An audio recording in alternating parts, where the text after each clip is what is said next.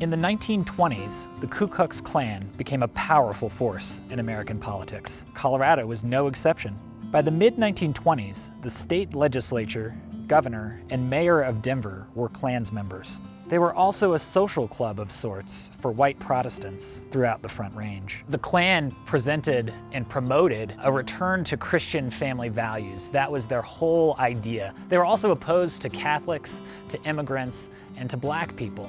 And that was really what drove that rise of the Klan during the 1920s. The white supremacism they championed was made visible by the frequent cross burnings they hosted at prominent hills throughout the Denver area. Some of these locations included Table Mountain east of Golden, the Westminster Castle, which was run by the Pillar of Fire Church, and whose leader, Alma White, was an ardent supporter of the Klan, and a hill north of Broomfield. So here we are at this location north of Broomfield, north of the city. It's a hill where historically the Ku Klux Klan would burn crosses. And we learned this from the Broomfield History Archives. There was actually a network of high places throughout the surrounding area, Westminster, Golden, Denver, and then here at this very spot in Broomfield. An oral history from Miles Crawford in the Broomfield History Collection mentions that the Klan was strong in Broomfield during its heyday. In this same recollection, he shares about an incident. One Sunday evening, dressed in their white robes, they marched into the M.E. Church and presented the startled minister with $25 in cash. While the Klan lost power in Colorado due to a number of scandals, the echoes of their terror and hate still ring through the years and remind us that Broomfield was not and will never be immune from the heinous effects of racism. Really what you see here in Broomfield in terms of history of racism and segregation really is kind of in the housing market. You know, we talk a lot about redlining that happened a lot in the 60s where it was if you were a certain color, mainly black, you weren't allowed to live in a certain area.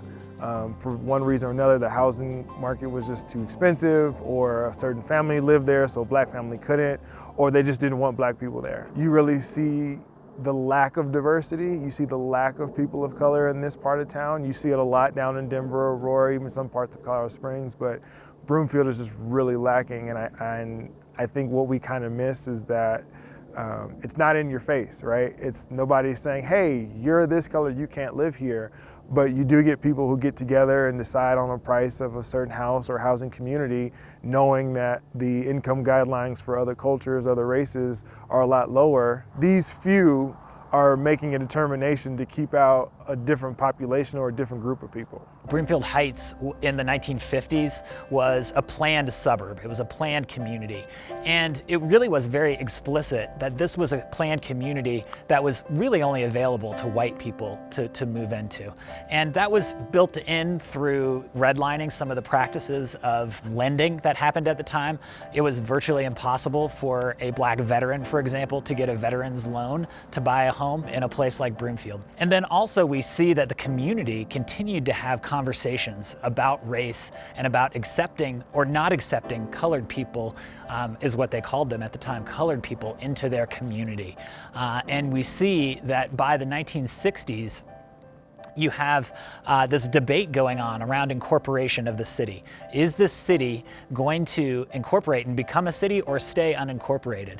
And these two factions going back and forth. And one of the big fears that was promoted amongst the anti-incorporation group was that that would open the door to selling homes to colored people. We also see in a 1962 Chamber of Commerce publication, Facts About Broomfield, they kind of trumpet the fact that Broomfield is 100% native white. And so we know from our documentation that there really was not much diversity at all in Broomfield. I'm a very big believer in if you bring in the business, people will come. And so I think, you know, Broomfield is a great place to start accepting black businesses, different cultural events. Set up shop here in Broomfield and let folks know, hey, we're here, we want to learn, we want to grow together. But I think if you invite in black businesses, black community, black culture, not even just black culture, just all community, all culture, that'll really begin to mend those racial wounds, and that'll begin to really bring the diversity that's much needed here.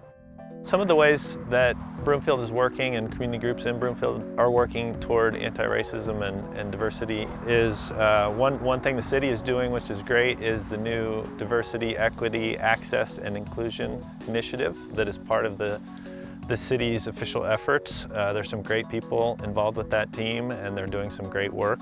So I see that as a sign of progress. I think in Broomfield, one thing that I think of as a milestone is the Solidarity Walk that happened last June. So it was June 8th, 2020, that happened after George Floyd's death, and included a lot of people from all over Broomfield to march in solidarity with people of color who have been mistreated and have been victims of police brutality.